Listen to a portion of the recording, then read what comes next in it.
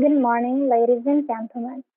At this time, we would like to welcome everyone to Braskem's fourth quarter of 2020 earnings conference call.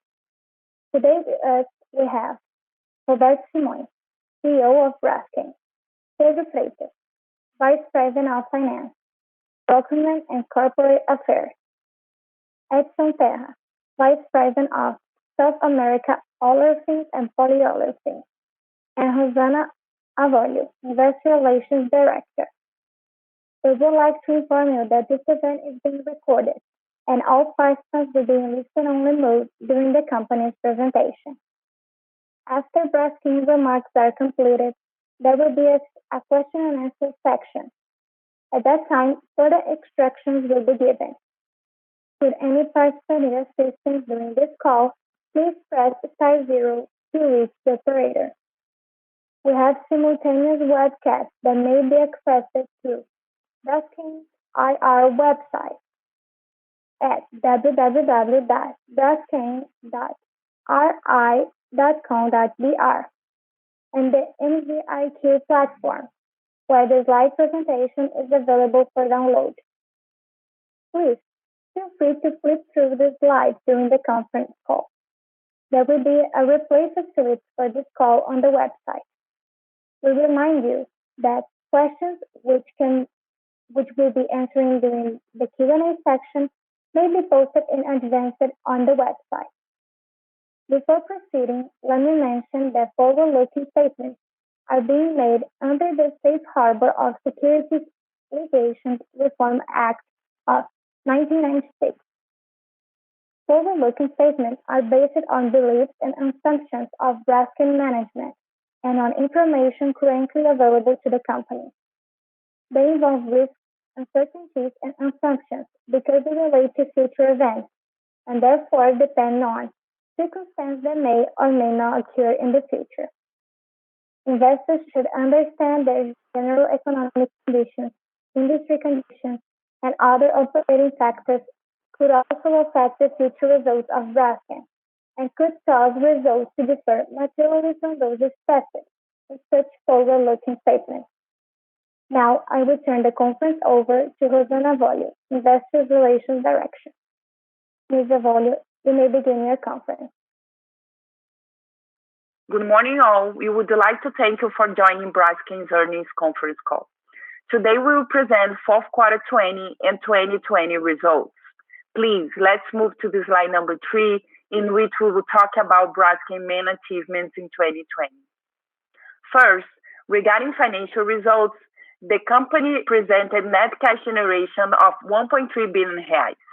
Additionally, Braskem maintained a robust cash position in the amount of $2.9 billion, with sufficient liquidity to cover liabilities coming due in the next 84 months. In relation to leverage, the company continued committed to reduce its corporate leverage in order to be reassigned as investment-grade company. For that, the company implemented the initiatives in the deleveraging plan, contributing to a 0.63 times reduction in corporate leverage. Furthermore, supported by the company's cash generation and commitment to financial health, corporate leverage measured by the ratio of net debt to recurring operating results was 2.94 times in US dollars, which represents a sharp reduction compared to 2019 leverage. Regarding the geological phenomena in Alagoas, one of the company's priorities in 2020, Braskem executed agreements for the compensation of residents, social and environmental remediation, and reparation for workers. And after the approval of those agreements by the court, the public interest civil actions filed against Braskem were terminated. Another highlight about the geological phenomena in Alagoas was the conclusion of the expert and independent technical studies contracted by the company from international recognized entities for the evaluation of potential impacts in the surface of the region. In the operational front, the company announced the resumption of chlor-alkali plant in Alagoas, which allows the company to resume production of PVC and caustic soda with an integrated business model. Moving to ESG positioning, and in line with the company's focus on sustainable development since its creation in 2002, Braskem decided to expand its effort to achieve the goals associated with combating climate change and eliminating plastic waste. In terms of combating climate change, the company's goal is to reach carbon neutrality by 2050, while also reducing its greenhouse gases emissions by 15% by 2030.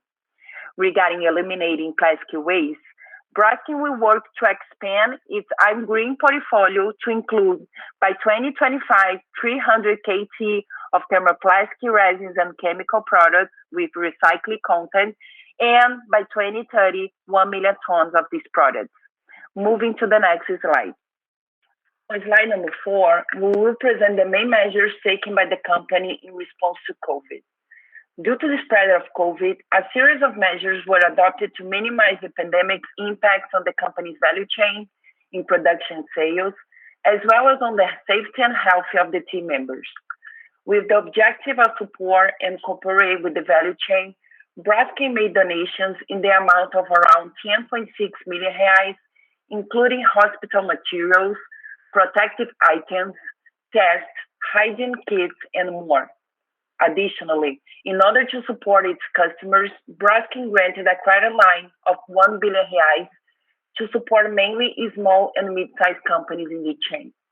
In the operations and sales front, the company reduced utilization rates and sales in Brazil and in the US in the second quarter of 20, and then, after demand recovered as from third quarter of 20, the company presented record high sales in Brazil, in line with the strategy to prioritize the Brazilian market.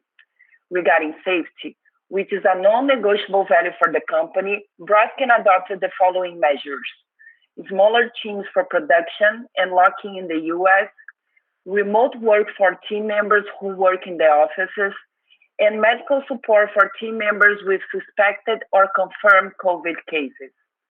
Moving to slide number 5, we will comment about consolidated fourth quarter 20 and 2020 highlights. In the fourth quarter 2020, the company's recurring operating result was $833 million, 22% higher than third quarter 20, and explained mainly by the better spreads for resins and main chemicals in Brazil, PP in the United States, and PE in Mexico. In 2020, recurring operating result was $2,082 million, 38% higher than 2019, and explained mainly by the better spreads for resins in Brazil, PP in Europe, and PE in Mexico, and also higher resin sales volumes in Brazil. Moving to the next slide. On slide number 6, we will present the main highlights of Brazil's operations.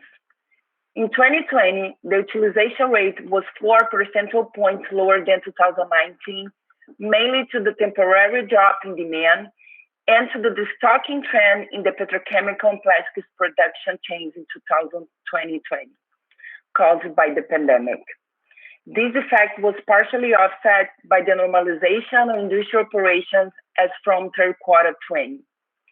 In the Brazilian market, resin sales increased in relation to 2019 due to the stronger resin demand in Brazil, to the company's strategy to focus on serving the Brazilian market, and also to the inventory rebuilding trend in the chain due to the acceleration of economic activity.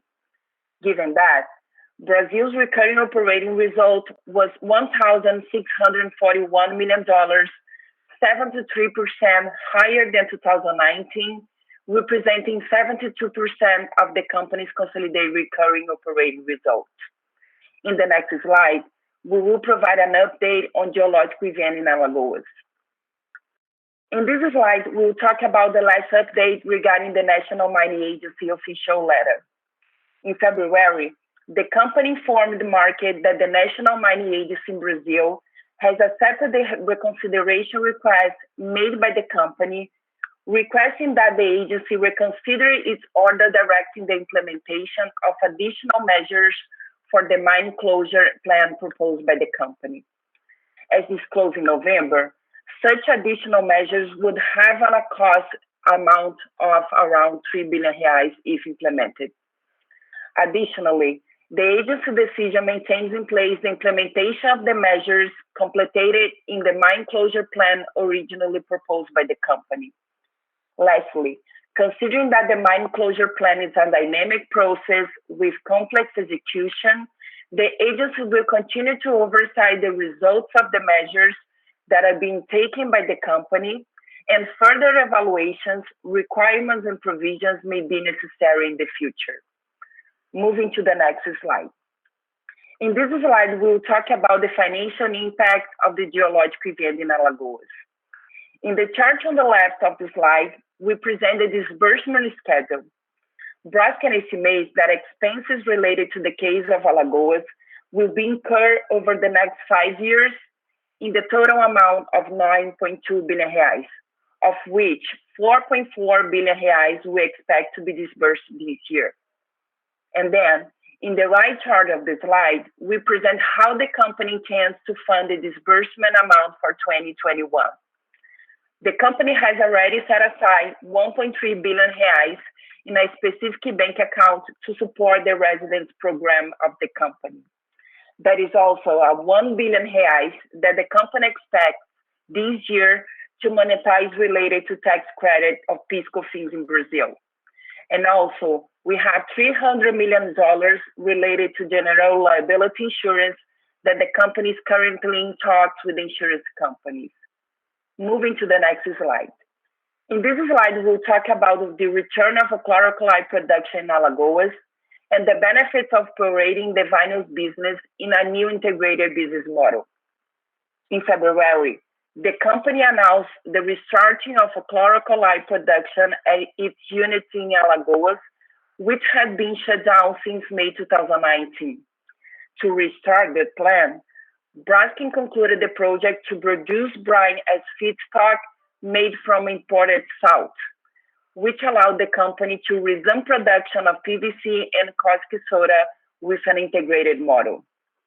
In terms of spreads, for 2021, the integrated business model improves the spread by around $200 per ton, impacting in a positive way the profitability of the vinyl segment. Moving to the next slide. In the United States, the average capacity utilization rate of our PP plants increased in relation to 2019, explained by the normalization of operations as from third quarter 20, which offset the temporary slowdown in the second quarter of 20. In Europe, the capacity utilization rate also increased, explained by the operational adjustments in 2019. PP sales increased 2% from 2019 due to the higher supply of finished products in the United States and also in Europe. Considering that, recurring operating results in the United States and Europe was $352 million, 7% lower than 2019, and representing 15% of the company's consolidated recurring operating results. In the next slide, we'll talk about the main highlight of Mexico's operations. In Mexico, the average capacity utilization rate of our PE plants decreased 2 percentage points in relation to 2019, explained by the shutdown of the complex in December due to the interruption of natural gas transportation by the Mexican government agency that is responsible for the natural gas pipeline and transportation system in the region. In 2020, Braskem imported an average of 6,400 barrels per day of ethane from the United States to complement the supply of ethane from Pemex, which corresponded to 10% of the capacity utilization rate of PE, which ended the year at 74%.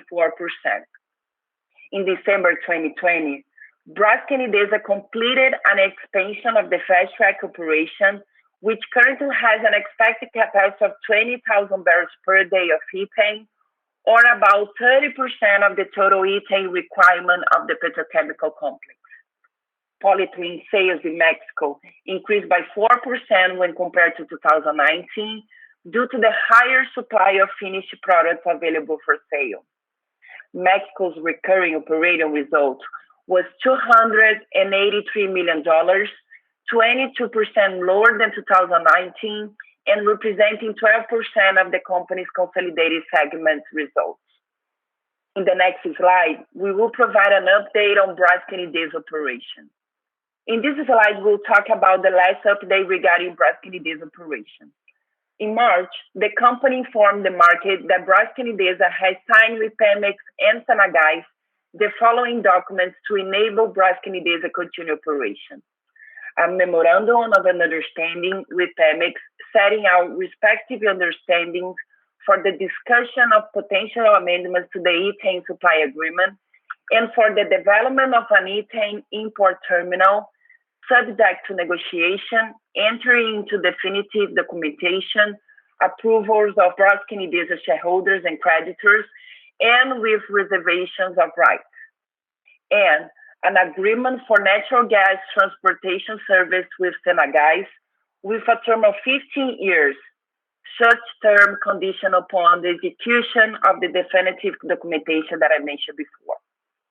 With the execution of those documents by Braskem Idesa immediately started to receive the service of natural gas transportation, which had been terminated in December 2020. Additionally, the ethane supply contract between Braskem Idesa and Pemex remains in full force. At the time, Braskem Idesa cannot predict the outcome of such discussions with Pemex, its shareholders, and creditors.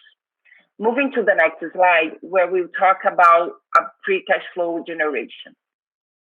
In 2020, we had a positive free cash flow generation of 1,276 million reais, mainly explained by the strong operating results of the company, the monetization of PIS/COFINS credit of 1,786 million reais, and the reduction in estimated investment by 23%. Those impacts were partially offset by the impact of working capital on cash flow in the first half of 2020, which explained by the cash consumption due to the shift in the feedstock profile with lower volumes of naphtha being imported. Moving to the next slide, we will talk about debt profile. In the end of December, the average debt term was around 19 years, with around 50% of the total debt due after 2030. Also, considering its cash position, the company has sufficient liquidity to cover debt maturities in the next 84 months. Let's move to the next slide, which we will talk about corporate leverage and the leveraging plan. Corporate leverage measured by the ratio of net debt to recurring operating results in US dollars stood at 2.94 times in the end of 2020.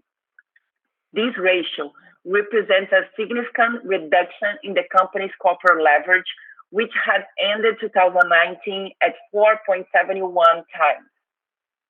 During 2020, Braskem implemented measures to reduce corporate leverage in order to be reassigned as an investment-grade company.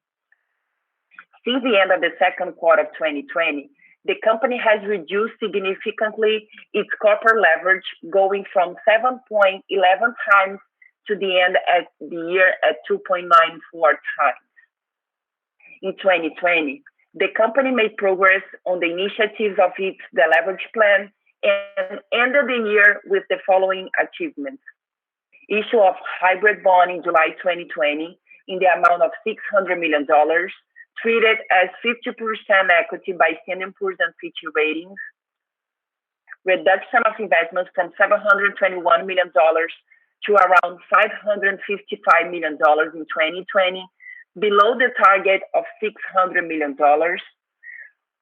Reduction of around 9% in fixed costs from 2019, near the target of ending 2020 with a reduction of 10%, and then monetization of around 1.8 billion reais in PIS/COFINS credits in the year. Moving to the next slide, we start talking about our ESG highlights.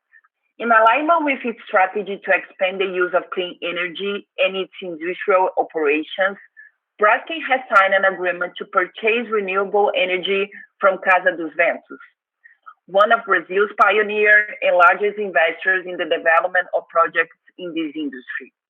The agreement contributes to the feasibility of the construction of a new wind farm by Casa dos Ventos in Rio Grande do Norte state, which will ensure the supply of energy to Braskem for the next 20 years. In addition to energy purchase, Braskem will have the option to acquire an equity interest in the wind farms, which would enable a self-production model by the company. Regarding our carbon neutrality goal, this new agreement with Casa dos Ventos will help the company to reduce CO2 emissions. Let's move to the next slide, where we'll talk about the expansion of our biopolymers business. In February, the company informed the market that it's launching the project at the Triunfo Petrochemical Complex in Rio Grande do Sul state to expand its current production capacity of green ethylene using feedstock made from sugarcane to produce green polyethylene, which have a negative carbon footprint. With an estimated investment of $61 million, the expectation is to add 60 KT per year of green ethylene production by the end of 2022. Regarding our carbon neutrality goal, this project could help Braskem offset its CO2 emissions. Let's move to the next slide. Braskem, a Danish-based company, announced in late 2020 the first production of MEG on a demonstration scale. This unit started up in 2019 to demonstrate the breakthrough technology that transforms sugar into renewable MEG. MEG is a raw material for making PET, which has several applications and is an essential input in sectors such as packaging, especially beverage bottles. Regarding our carbon neutrality goal, similar to the green ethylene, this project helps Braskem to offset its CO2 emissions. In the next slide, we will present an important partnership between Braskem and the University of Illinois Chicago.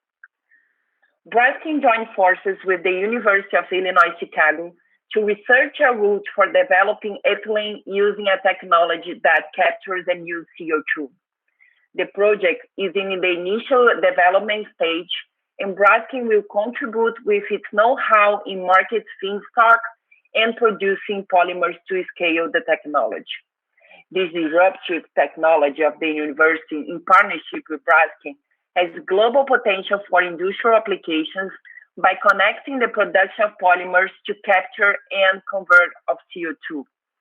Regarding our carbon neutrality goal, this project is related to capture and use of CO2. In the next slide, we will talk about petrochemical scenario in 2021. According to the most recent projections by external consulting firms, the expectations for healthy polyethylene and PVC spread in 2021. In the case of PE, in 2021, it is expected the spreads of PE to be better since 2017, reaching upcycle levels, mainly to the strong demand globally. In the case of PVC, after the return of our chlor-alkali plant, the spread better reflects the profitability of vinyls, which is higher than the non-integrated model spread, as mentioned before in this presentation. Let's move to the next slide, which will talk about the scenario for PP. Similar to PE and PVC, external consulting firms are also projecting healthy PP spreads in 2021. In the case of PP, the main highlight is regarding spreads in the United States, where projections point for a sharp increase in PP propylene spreads compared to recent years due to the strong demand and lack of new capacity in 2021. In addition, PP spreads for company business in Europe and Brazil also have a positive trend in 2021. Moving to the next slide. In this slide, we will present the short-term outlook focusing on the dynamics in the first quarter of 21 compared to fourth quarter 2020. In the case of Brazil, ethylene production should be similar, despite a pit stop at the Rio Grande do Sul complex and a scheduled shutdown of the São Paulo complex in the quarter. Regarding sales, total resin sales should be in line with fourth quarter 20, and the company expects to continue the strategy to prioritize sales to Brazilian market. Additionally, it is expected healthy spreads for all resins due to the resilient global demand. In the United States, because of the impacts from severe winter weather in February on the U.S. Gulf Coast, utilization rates and sales volumes could be lower than fourth quarter 20. However, it is expected healthy PP propylene spreads in the U.S.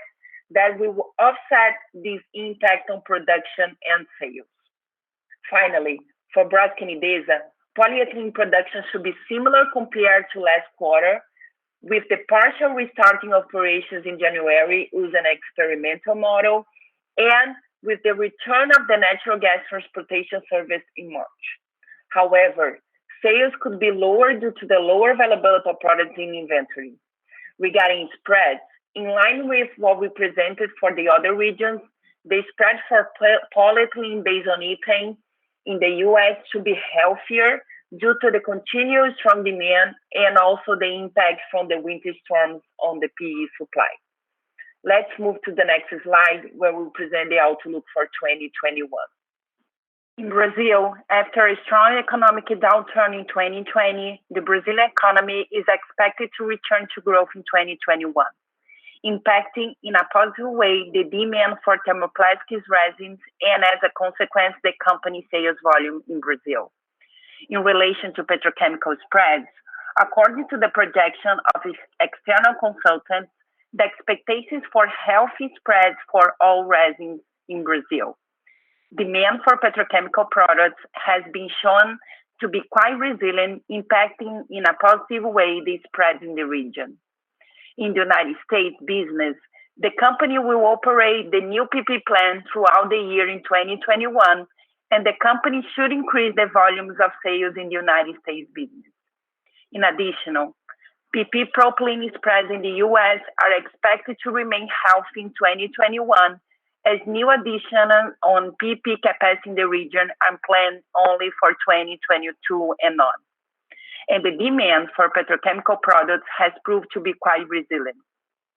Regarding the company's business in Europe, sales volume should remain in line with 2020 in a scenario of maintaining the same production capacity in the region, but with healthy PP propylene European spreads. In the Mexico business, in early 2021, Braskem Idesa partially returned the polyethylene production based on an experimental business model following safety protocols. Additionally, at the beginning of March, the natural gas transportation service that had been interrupted in December 2020 was reestablished. In relation to spreads, according to the projection of external consultants, the expectations for healthy spreads of PE ethane in 2021. Considering the scenario in the region and the production for capex, interest, and income tax, the company is confident we have 2021 cash generation. Moving to the next slide. To conclude the presentation, we will talk about the main objectives of the company for 2021. For this year, the company developed 6 main objectives in its strategy. Continue with the advance related to the geological phenomenon in Alagoas, find constructive ways to solve the ethane shortage in Mexico, ensure the company's continued financial health, risk management, and discipline in capital allocation, strengthens Braskem image and recognition with team members, clients, suppliers, investors, and society, increase effectiveness, innovation, and speed up digital transformation, and lastly, advance in the implementation of our ESG commitments and goals. Lastly, but not least, safety in our operation is a perpetual and non-negotiable value in our strategy. That concludes today's presentation. Thank you for your attention. Let's move to the question and answer session. Thank you.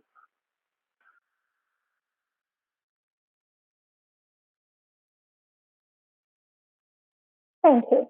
The floor is now open for questions. If you have a question, please press *1 on your touch-tone phone at this or any time. If at any point your question is answered, you may remove yourself from the queue by pressing the pause key. Questions will be taken in order they are received. We do ask that when you pose your questions that you pick up your handset to provide optimum sound quality. Please hold while we poll for questions. Mr. Ricardo Rezende from JP Morgan would like to make a question. Thanks for taking my question. Hi, Roberto, Pedro, Rosana. A couple questions on my side. The first one, on your press release yesterday, you mentioned that you should see some sort of a deceleration on spreads in the second half of this year. But then I guess that the major question that we have is when you look at the first half of the year, how to think about the spreads? Because I guess that we and most investors were looking for peak earnings on the first quarter, but looks like that with the winter storm in the US and with the spreads, we might see the peak earnings on the second quarter. So just curious to see how do you think about the first half of the year? And then on my second question is about Mexico. How should we think about the utilization for 2021? Because the first thing that the government has pointed to a potential new agreement of 30,000 barrels per day of ethane supply from Pemex. And then you just mentioned on your capacity to import about 20,000 barrels. So would that be the cap on the short term when we think about utilization in Mexico? Thank you. Hi, Ricardo. Thank you for the question. This is Pedro, and good morning to everyone. Thank you for joining our call. I'm going to address the question around deceleration first, and then the question about Mexico. Okay. So we do see this deceleration in the second half. Actually, what we see is a lot of uncertainty. We have, let's say, a conservative planning process. We tend to be more conservative in the way we do our forecast. But even if you look at industry consultants, they are seeing a peak in spreads between March and April, and then spreads coming down. So we believe that we are going to see a very strong first half of the year. That's the current outlook based on the spreads that we see. The spreads that are forecasted by the industry, and then a lot of uncertainty in the second half. So I would say our view of a deceleration into the second half is following the industry trend, but also I would say some conservativeness around the uncertainty by the end of the year. On Mexico, what we have as a reference for utilization rate is roughly 50% of the contract volume from Pemex. The contract is 66,000 barrels per day. We're getting somewhere around 30,000 barrels, so a little bit less than 50%. And then we expect to operate at around 80% until the fast track expansion in April. So how do you get to the 80%? About 50% from Pemex, another 30% from the current fast track. And from April onwards, with the expansion in fast track, we believe that we could reach about 90% utilization rate. That fast track could reach somewhere around 28,000 barrels per day. So that's another, let's say, around 40% of our needs. And then we have a view for the future to develop the import terminal. And with that, then I think we could be more sustainably running above 90%. But that's going to take a couple of years for us to implement still. Okay, very clear. Thank you.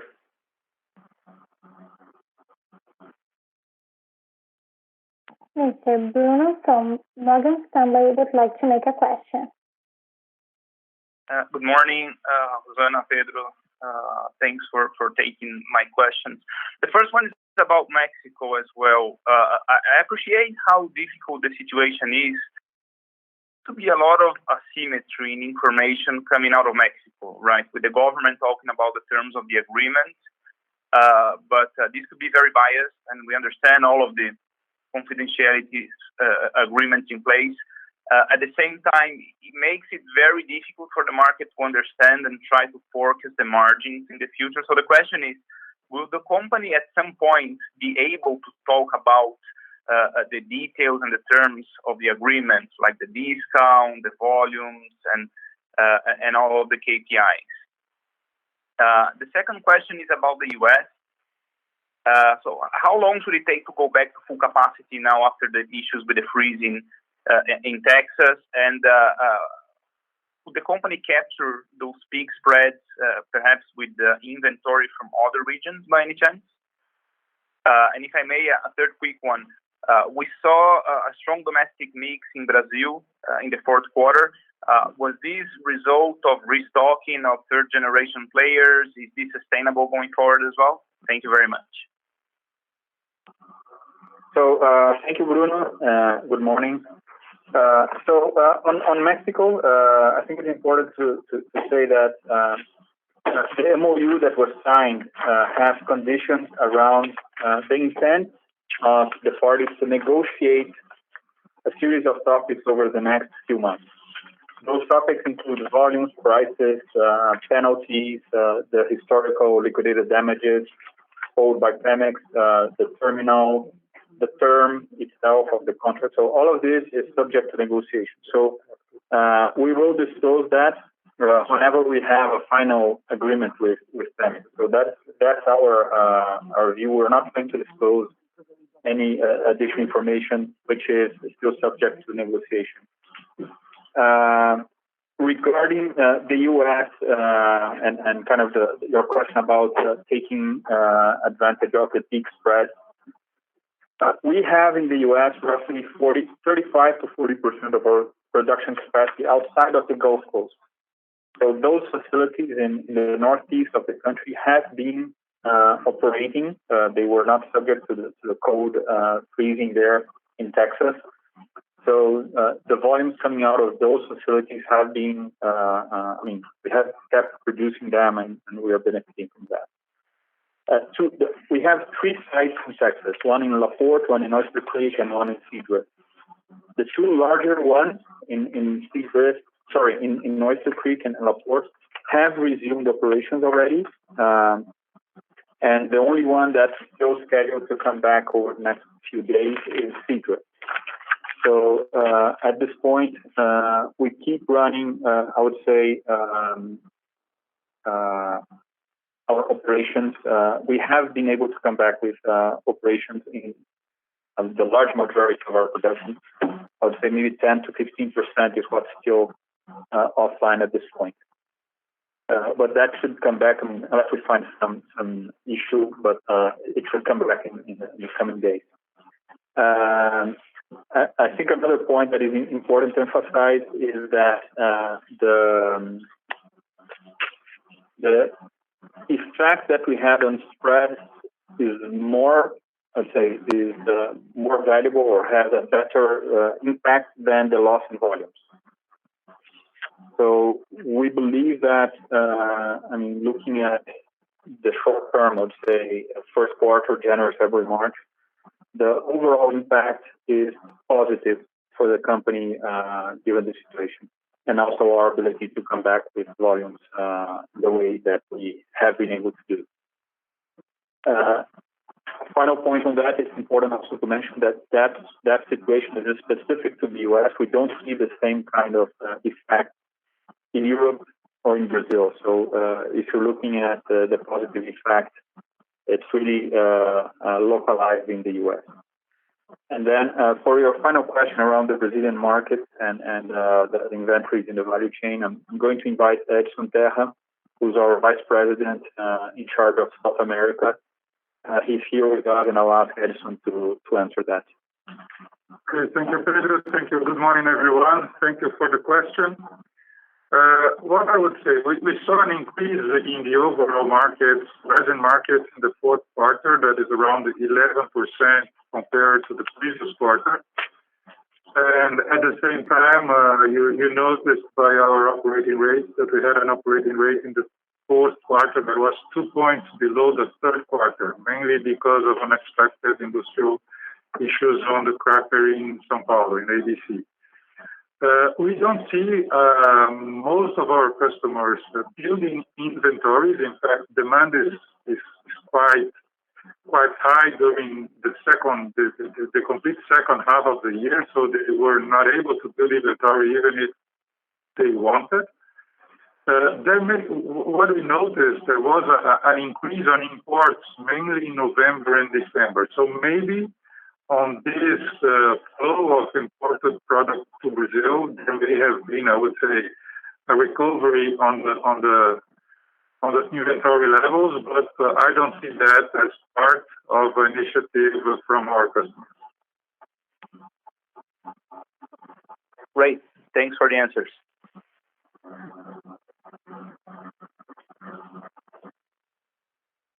Mr. Ben Jackson from Scotiabank would like to make a question. Hi, this is Ziad on for Ben.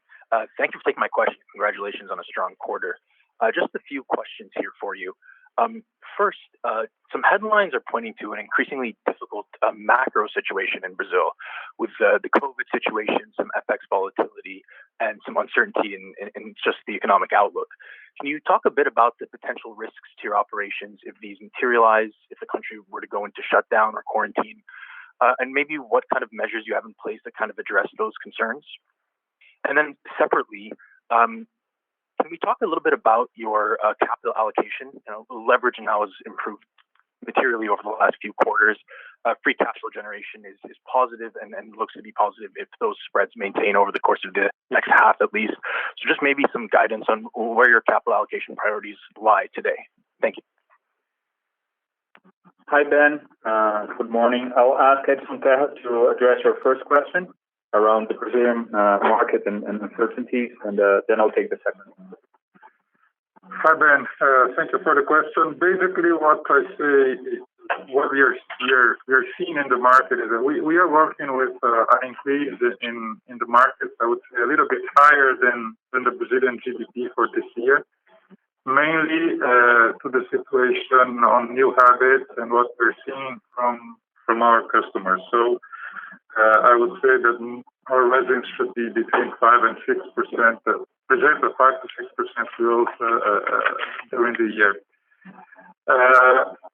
I would say that there may be an effect of a potential increase on the effects of the pandemic. However, we have seen that our people, our customers, are much more prepared to face those situations. You have to consider that our business and most of our customers' business are considered as essential on essential operations to fulfill and to fight the pandemic.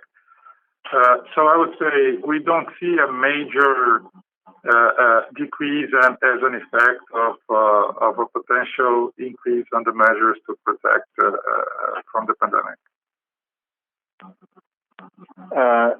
Just to add to that, I mean, one question that you may have is also around the uncertainty around FX. So I think one point that we have is we are a naturally hedged business. So we do have an exposure to costs in reais, and we have a currency hedging program to address that. And the risk that we face is actually an overvaluation of the real. If the real is more devalued because of volatility, that's actually good for the results of the company. So just emphasize that point. Maybe one thing just to complement it is that we also have, I would say, Brazil is our target market from our assets in Brazil, but we also have a regular business in South America, which is very relevant, and we also can complement the offer of our products to our regular exports to other regions as well. So, and then to address the point or the question around capital allocation and free cash flow. So last year, as you saw on the presentation, we had a total capex of around 2.7, 2.8 billion reais, including strategic investments. I mean, our operational capex of 1.7 billion reais was worth around $250 million. So that's much less than the normal for the company. The normal capex for the company is between $500 and $600 million. So we do have for this year a catch up in operational capex. The operational capex for this year should be around $700 million. As we showed in the presentation, I mean, 667 million from Braskem itself, and then another $34 million in Braskem Idesa, plus another $100 million in strategic capex. So the overall capex for the company this year, we are forecasting at close to $800 million. And a part of that, around more than $100 million of that, is captured up from maintenance and sustaining capex that we did not do in 2020. So if you take a look at the last slide in the presentation, or the next slide, slide number 23, you can see there a lot of, all of this information. If the scenario that you pointed out is true, we may end up with significant cash flow generation from operations in the year. And what we are intending to do, and what we're doing, is actually retiring some debt, prepaying debt. We haven't started to do that. We ended the year with a very high cash balance, and we have now paid the perpetual bond. We are aiming at recovering our investment grade by the end of the year, if not sooner. That's the challenge that we have, to convince the rating agencies that by the end of the first quarter of the year, we would be ready for that, given the trend that we see in reducing leverage materially, and also, the strong cash position, the long term and maturity in our debt. So I think we have a lot of elements there to be able to fight for that investment grade back through the course of the year. Great, thank you very much.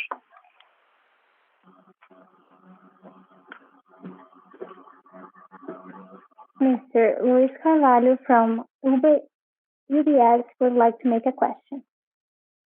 Hi, Roberto, Pedro, Rosana, and everyone. Thanks for taking the questions. And first of all, congratulations on the risking the Alagoas and Mexico, I would say, themes. I think it's pretty much an advancement to the main issues. If I may ask the first question, coming back to the capital allocation strategy, looking to the spread scenario and the FX rate, and where you just pointed out to 2021, we're seeing an EBITDA close to the $3 billion, a capex of, as you said, Pedro, $800 million, and I had the interest of around $500 million, right? So that probably going to lead you to a cash generation, or free cash flow, of around $1.7 to $2 billion by this year, right? So just would like to understand if these numbers make sense, and second, if this cash generation will be primarily used to debt prepayment in order to reduce the leverage. So if that's your main priority right now. And the second question is, as you made significant, advancements in terms of the Alagoas accident, and also on the Mexico, I would say, contract, now that you have an MOU with Pemex, did you guys receive any requests from the controlling shareholders, Odebrecht and Petrobras, with regards, any information about the company for potential divestments from the controlling shareholders? These are the questions. Thank you. Hi, Luis. Thank you for the questions. So on your first question around cash flow and capital allocation, the EBITDA number is yours, right? We still see a lot of uncertainty in the second half of the year. So I would say that this number is possible, but different numbers are also possible. So we'll have to see how the year goes, especially in the first half. I think by June, July, we'll have more clarity around that number. I do see where you're getting that. If you look at the spread that industry consultants are using or forecasting, you would get to somewhere around that number. But then I refer back to the first question that I answered today, in Ricardo's question, around the uncertainty on the back end of the year. Your numbers, $800 million in capex is what we disclosed. The $500 million in interest is roughly what we have. Income tax, I mean, if we have the results that we are forecasting, we should be paying more income tax, as is in the slide 23 of the presentation, somewhere in the range of $200 to $300 million at least. That's kind of our forecast. It's also important to mention that as part of the Alagoas settlement, we are putting 1 billion reais, so a bit less than $200 million, that's $170, $180 million in the Alagoas account through the years. So that's another use. And depending on the insurance discussions, I mean, if we don't get the insurance payout by the end of the year, there may be another $200 million to go to Alagoas as well. So we do have those other, I would say, cash uses going forward. And then with the balance of that, Luis, really what we're seeing is we don't have any major capex or projects on the works. I think the more relevant one that we have is the expansion on green polyethylene that we announced a few weeks ago.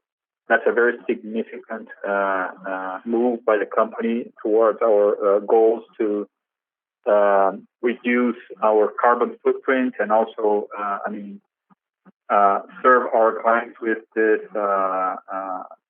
polymer, which is, we had record sales last year, and we see strong demand for green polymers in the market, continuing going forward. But for this year, it's a $60 million. The $60 million investment is not even this year, right? Part of it is this year, another part is next year. So, again, we don't have any major capex in the works.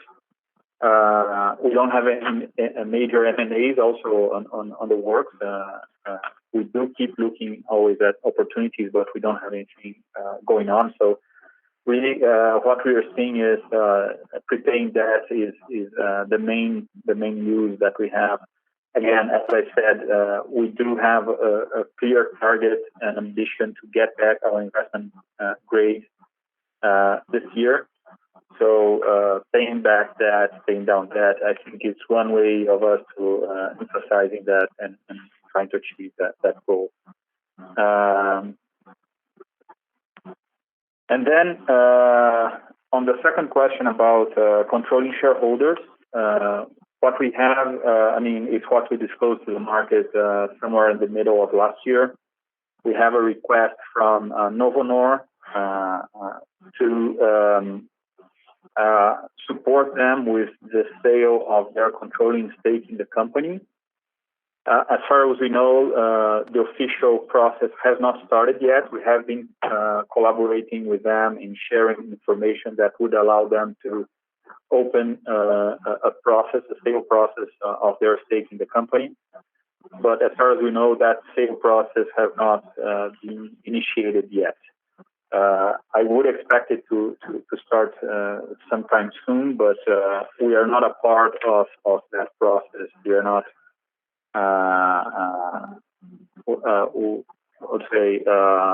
in the driving seat in this situation. And regarding Petrobras, we know from just news articles that they are willing to sell their stake.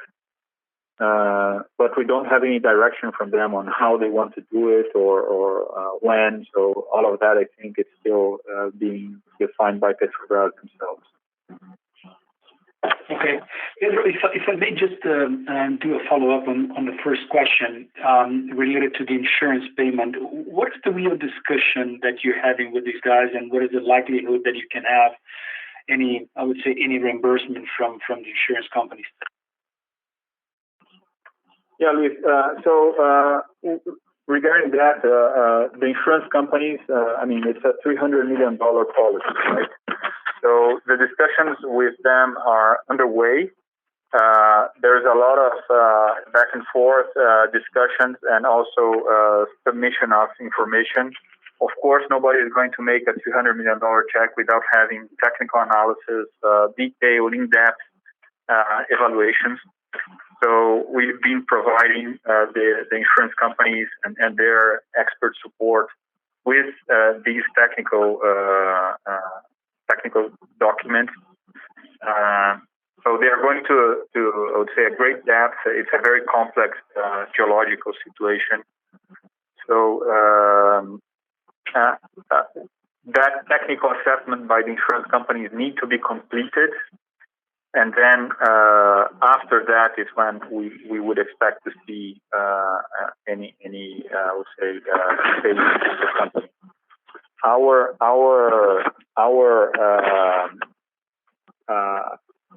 advisors tell us that we do have a strong claim on that. So we are now just going through the process, which I think is natural in a case of this magnitude.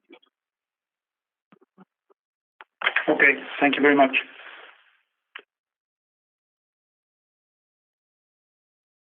Ms. Barbara from JP Morgan would like to make a question. Hi, good morning, everyone. So I just actually wanted to make a follow-up question on the rating agencies and the DIG goal for this year. In your discussions with them, what they are expecting to see from the company before they make a decision on an upgrade. The downgrade was based not only on the higher leverage that the company was experiencing at the time, but also a weaker market fundamentals in the sector. So just wanted to understand in the conversations with them what they are expecting to see, and is there any target leverage that is specified? If you could provide a little bit more color on that, it would be great. Thank you. Hi, Barbara. It's Rosana. Thanks for your question. So about the reasons why we were downgraded last year, first, it was a movement that we did, that the agency did with petrochemical companies. So it was not Braskem specific. It was more in the context of the pandemic's impacts in volumes and demand. And then since then, as we disclosure the leverage plan, and that helped the company to the leverage as well. And as we improve the results in the second half, we are showing the agencies a very fast movement of the leveraging of the company. So internally, and in our talks with the agencies, the kind of the goal that we have is to be around 2.5 times net debt to EBITDA without Braskem data. We do think we are confident for this year, as we mentioned in the presentation, as Pedro mentioned as well. We are confident with spreads and then with the cash generation of the company, again, being conservative in the second half of the year. But we are working hard. We are talking with the agencies. We are delivering not only the initiatives that I mentioned before, and we do think that we can first get the outlook, the positive outlook, and maybe by the end of the year, an upgrade of, moving to IG. Okay, great. And then the timing for these discussions is, I understand it's ongoing. Your target is end of the year. That I understood correctly. Yeah, this is kind of internal target, but the agenda, right? It depends on agencies committee, their analysis. What we are showing them is the leverage of the company every month, and we share the monthly results to the agencies. But in the end, it depends on their analysis, discussions, and the committee. Our work we are doing, we are delivering. As I mentioned, we presented, remember in the end of second quarter last year, we presented a leverage of 7.1 times. And then in the end of last year, our leverage went down to below 3 times. So it's a very fast process that we showed the agency. So we are confident with that agenda for this year. Perfect. Thank you so much, Rosana. Thanks, Barbara.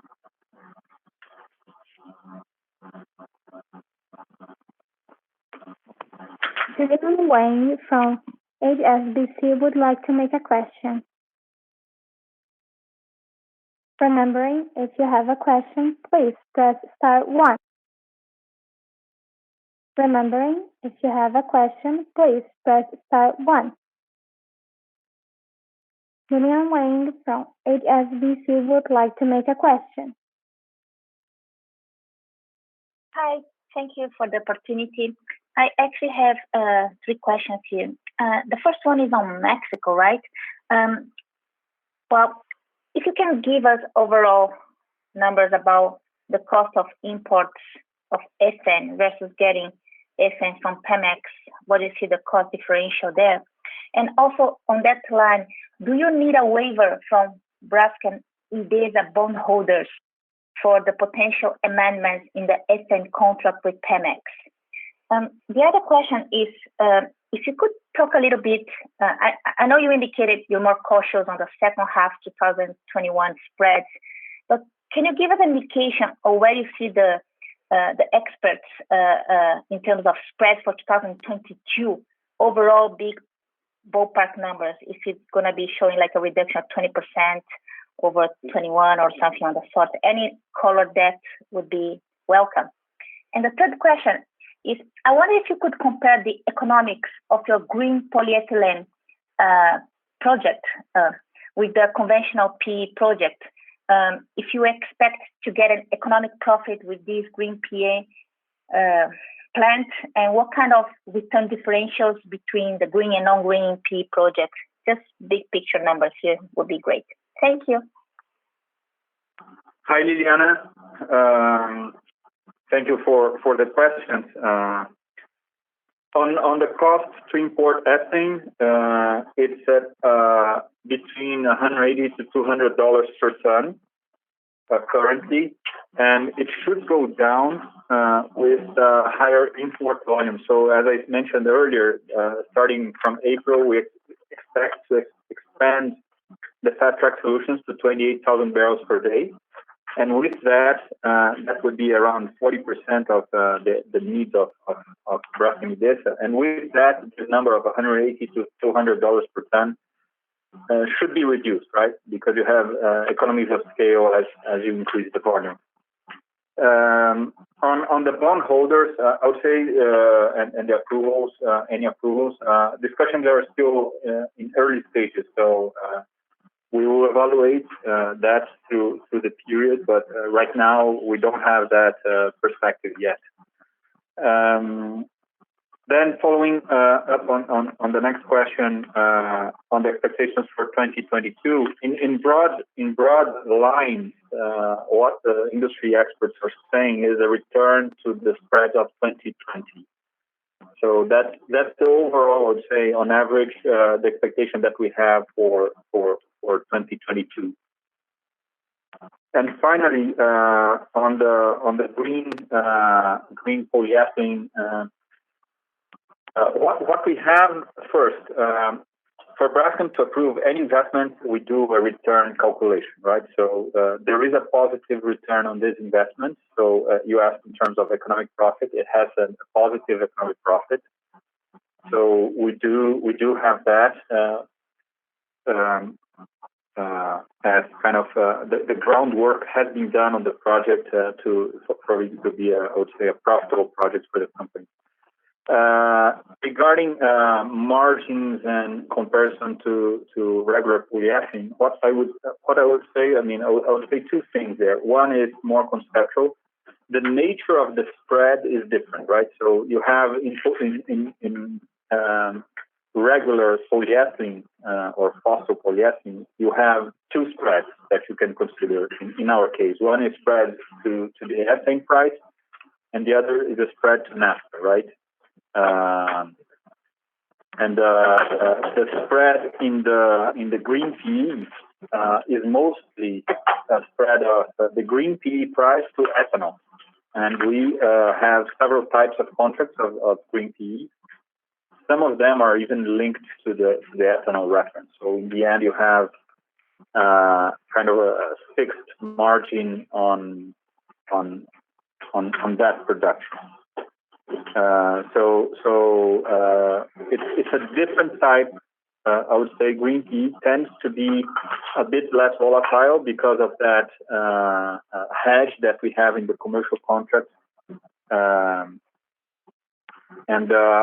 So it's a different kind of perspective, right?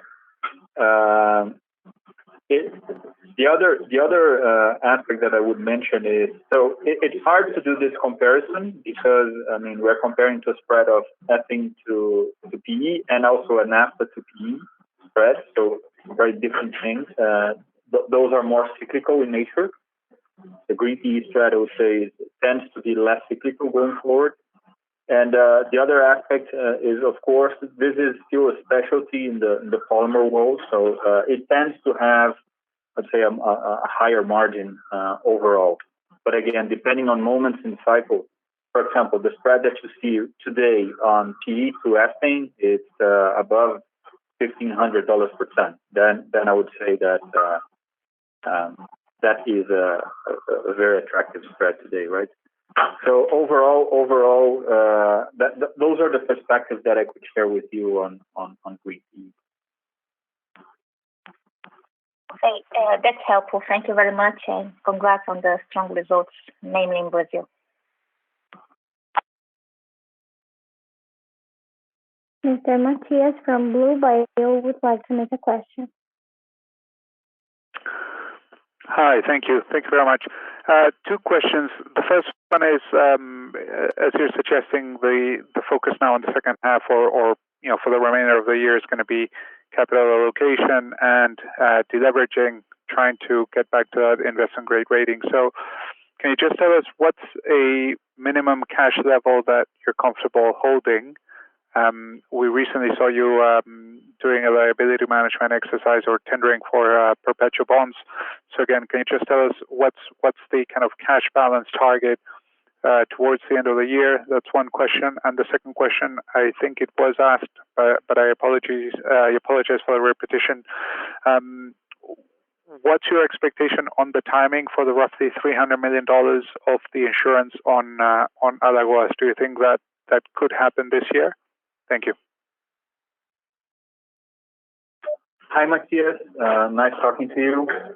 On capital allocation and cash balance by the end of the year. So we have a financial policy that is by nature conservative. It was designed after the financial crisis of 2008, 2009.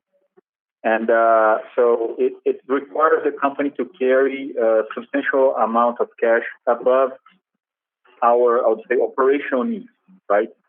And usually that number of minimum cash that we need to carry by the financial policy is around $1.5 billion. It fluctuates. It tends to fluctuate between $1 billion and $1.5 billion. But I have in mind is $1.5 billion. So that's kind of the cash balance that I think that sustainably Braskem should carry going forward. Plus the revolving credit facility, that's a large cushion there. The financial policy does not require us to have the revolving credit facility, but it's I would say it's another layer of cash availability in case of need. So I have this $1.5 billion in mind, and we'll see through the course of the year, right? Today we closed the year at $3 billion. We paid down the perpetual bond, as you said, so that's $500 million. So the remaining is at around $2.5 billion. So you can see that we still have, I would say, excess cash in our hands. So the objective is to pay down debt going forward, but we will always consider the uncertainties through the course of the year, right? So depending on how Mexico goes going forward, the lingering and residual uncertainties around Alagoas, how those are resolved through the course of the year. The insurance, the question that you asked as well. So all of those are events that through the course of the year we will have more clarity around, and also around the cycle. I think the cycle is the most important one of them by far. So as we have more clarity through the course of the year, then we'll see how deep we can go in this liability management. But right now, we have the view of $1.5 billion in cash by the end of the year. Maybe a little bit more depending on lingering uncertainties that will be at that point. On the insurance and the timing, it's a process that is not in our hands. So it's a process that is depending on the technical analysis by the consultants that the insurance companies have hired. I think that process is still going to take many months. To me, it's a bit uncertain by now. I was more bullish in the beginning of the year, but by now I think there is an uncertainty whether we'll be able to receive, I would say, all of that amount by the end of the year, or we'll only receive a part of it, or even if it's going to be a discussion that goes into 2022. So I'm afraid we still have a lot of uncertainty around that timing at this point. Understood. Thank you.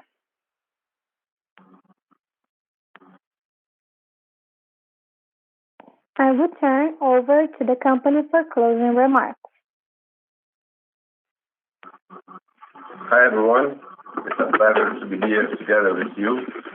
I'd like to thank to join us for this call, and I want to end with a couple of remarks. Firstly, although the year of 2020 was impacted by uncertainties and volatility, such as the COVID pandemic and the weaker global demand for fuels, which affected, for sure, international oil price, we maintained the ability to operate very efficiently, even in disruptive movement, serve our customers, and keep discipline in our capital allocation. Given that, we closed the year with a positive cash flow generation and a leverage of 2.94 times, an important reduction from last quarter leverage. This reduction reinforces our commitment to our financial liquidity and to be reassigned as an investment-grade company by the credit-rated agents. Second, the trend for 2021 has been positive so far, not only because of the strong petrochemical scenario with healthier spread for all of the products, but also because we already announced the two important value creative initiatives of the company. The presumption of our chlor-alkali operation in Alagoas, which allows Braskem to produce PVC and caustic soda on an integrated basis.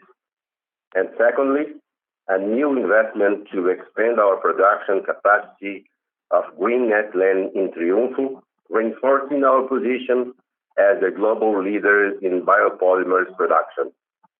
For 2021, our main objectives are continue with the advances related to the geological phenomenon in Alagoas, find constructive ways to solve the ethane shortage in Mexico, ensure the companies continue financial health, risk management, and discipline in capital allocation. Strengthen Braskem image and recognition with the team members, clients, suppliers, investors, and society. Increase effectiveness in innovation and speed up digital transformation. And finally, advancing the implementation of ESG commitments. Thank you very much for your participation and looking forward to talk to you when we release the first quarter of 2021 results.